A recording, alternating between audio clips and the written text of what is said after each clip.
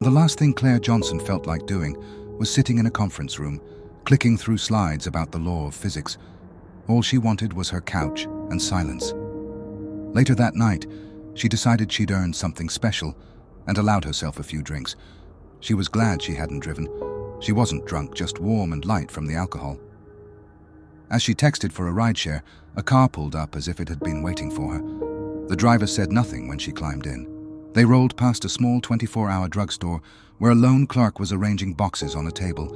A few minutes later, the taxi drove past the drugstore again, but this time, Claire noticed something odd. The clerk was shouting for help. Claire yelled for the driver to stop. He didn't. The driver circled the block and they passed the drugstore again. Now, the clerk was on his knees, speaking words she couldn't hear. A cold jolt shot through Claire. On the next loop, the taxi drove past the drugstore again, and what Claire seen rattled her to the core. The clerk was sobbing as the killer drove a knife into his back. Claire told herself it had to be her imagination, but deep down, she knew it wasn't.